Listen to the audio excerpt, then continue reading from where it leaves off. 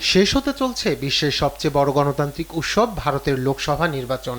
শনিবার সপ্তম ও সমাপনী পর্বের ভোট গ্রহণের মধ্য দিয়ে শেষ হবে 7 দফার ম্যারাথন এই নির্বাচন। নির্বাচন যখন বাকি আর মাত্র 1 দফা, ঠিক তখন দেশটির প্রধানমন্ত্রী নরেন্দ্র মোদী এবং পশ্চিমবঙ্গের মুখ্যমন্ত্রী মমতা ব্যানার্জি নির্বাচনী প্রচারণায় কলকাতায় গিয়ে অভিযোগ আর পাল্টা অভিযোগে তীরবিদ্ধ করেছেন একে অপরকে। শেষ দফার নির্বাচন সামনে রেখে মঙ্গলবার কলকাতায় প্রথমবারের মতো রোড শো করেছেন প্রধানমন্ত্রী মোদী। এ সময় মোদীকে এক নজর দেখতে রাস্তার দুপাশে ভিড় করেন বিজেপির নেতাকর্মী সহ হাজার হাজার সাধারণ মানুষ। রোড শোতে মোদীর সঙ্গে ছিলেন পশ্চিমবঙ্গ বিজেপির রাজ্য সভাপতি সুকান্ত মজুমদার, রাজ্য বিধানসভার বিরোধী দলীয় নেতা শুভেন্দু অধিকারী সহ অন্যান্য শীর্ষ নেতারা। এর আগে কলকাতার বারাসাতে নির্বাচনী জনসভায় অংশ নেন মোদী। এ সময় সমর্থকদের উদ্দেশ্যে দেওয়া ভাষণে রাজ্যের ক্ষমতাসীন তৃণমূল কংগ্রেসের নানা অনিয়ম ও দুর্নীতি তুলে ধরে মুখ্যমন্ত্রী মমতা বন্দ্যোপাধ্যায়ের কঠোর সমালোচনা করেন তিনি। এছাড়াও পশ্চিমবঙ্গে এবার সবচেয়ে বেশি আসনে বিজেপির জয় হবে বলেও আশা প্রকাশ করেন মোদী।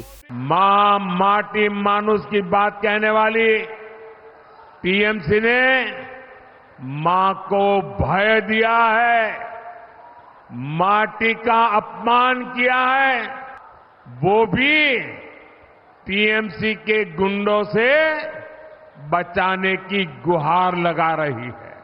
অন্যদিকে একই দিনেই কলকাতায় 2টি পদযাত্রা ও একটি জনসভা করেন মমতা বন্দ্যোপাধ্যায়। সেখানে মোদীর প্রতিটি কটাক্ষের পাল্টা জবাব দিয়ে ক্ষমতাসীন বিজেপি সরকারের কঠোর সমালোচনা করেন তিনি। তৃতীয় দফায় নরেন্দ্র মোদী আর ক্ষমতায় আসবেন না বলেও স্পষ্ট জানিয়ে দেন মুখ্যমন্ত্রী।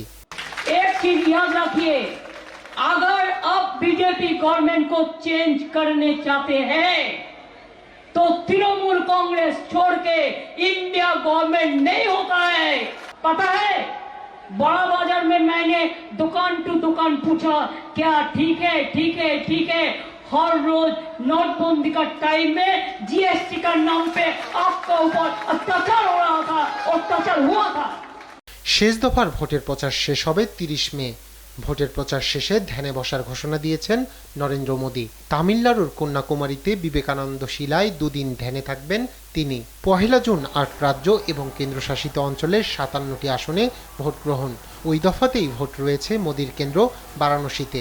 আর ভারতের শাসনভার যাচ্ছে কার হাতে তা জানতে অপেক্ষা করতে হবে আগামী 4 জুন পর্যন্ত। সেদিনই ঘোষণা হবে নির্বাচনের চূড়ান্ত ফলাফল। রায়হান কবির শুভ্র, নিউজ ডেস্ক, দেশ টিভি।